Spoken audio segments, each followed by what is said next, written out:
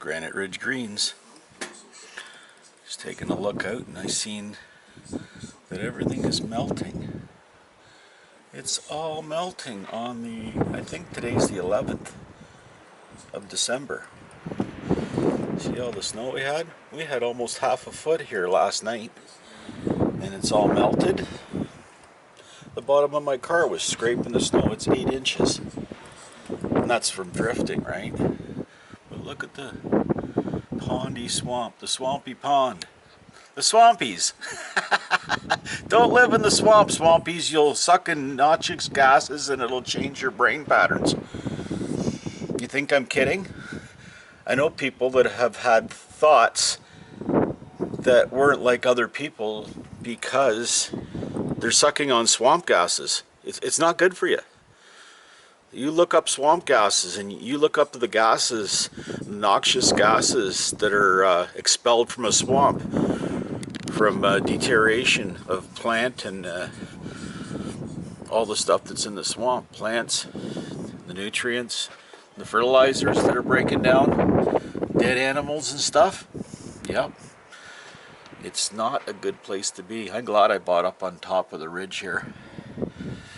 Up on Granite Ridge. Greens. Up on the big hill. And see, got the door shut now. I'm thawing out that trailer. Had a look at it, pulled the fridge.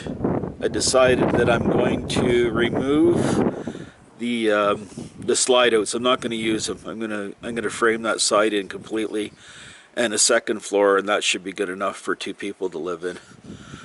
I've already got a couple people interested in living here, and I do need a custodian, so we will see what happens in the future for Granite Ridge Greens. Lots of plans. We are collecting seeds again. Go out and buy organic peppers and tomatoes. Anything organic that you get that you can repurpose, take the seeds out of, dry the seeds out. With tomatoes, it's easy. What you do with tomatoes is you take the tomato seeds out with the gel that's around it and try not to damage the seeds, and put them in like a shot glass or a small glass. Add a tiny bit of distilled water to it, because the distilled water's got all the salts and stuff out of it that will contaminate that. So you use some distilled water a little bit and then you let it sit for a week. And it'll gel up, and you stir it up and take the gel off a couple times. And then you take it through a screen, like your cooking screen thing that you put on your stove, or a strainer. You put your seeds in a strainer and put them under your tap water. Not city water, because again, you've got additives to your city water. You can't do it with city water. You got to use fresh water, say bottled water wouldn't hurt, or again, a gallon of distilled water will take you a long ways. And wash out the seed and wash all the goo away from it, and that will seal the seed. And don't put anything on the seeds. Don't wash the seeds with any soap, just straight water, and then put them on a paper towel and let them dry out for a week or 10 days or whatever, and then put them into an envelope. Don't put them in plastic. Don't put them in an old pill bottle or anything like that like people do with seeds, because it makes the seeds rot from the inside. You want them to be able to breathe, and you want the moisture content of the seed to leave the envelope, and it will through paper, but it won't through plastic. It'll be stratified by the top and the seal, and it will mold on you. Even if you don't see mold in your seeds, you'll notice your seeds don't germinate because they're already molded on the inside from you improperly storing your seeds. So that's just one way. Peppers, just take it out, don't damage the seeds. We cut out the we cut out the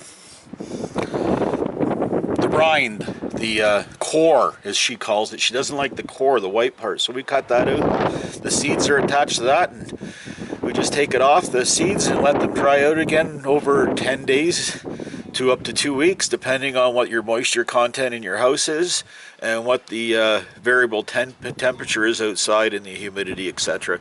Something you should be looking up if you're going to try this.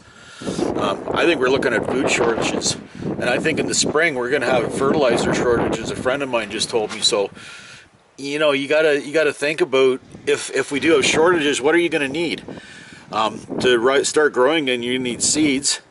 And without fertilizer, a lot of farms are going nowhere. But if you use the Joe Salatin method, the poly farming, it takes a little while to catch up.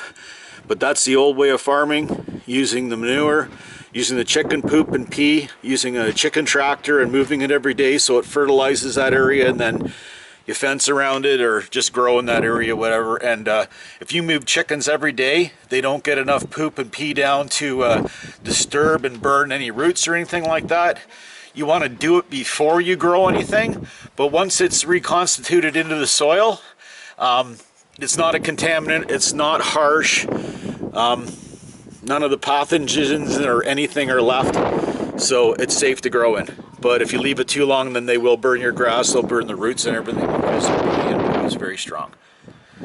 Anyways, lesson for the day, kind of just panning back and forth while I'm yapping away here. Short lesson from the green place way up on the ridge. Granite Ridge Greens. Peace out, people. Think about what your future. Think about what you want your future to be, and then go towards it and try to initiate it. Everybody can do it, but if you just sit there and complain, I can't afford a house, I can't afford to live. If you can't afford to get off your butt and help yourself, then nobody else can help you, folks. You got to get out there and do it yourself. Again, Granite Ridge Greens. Peace out.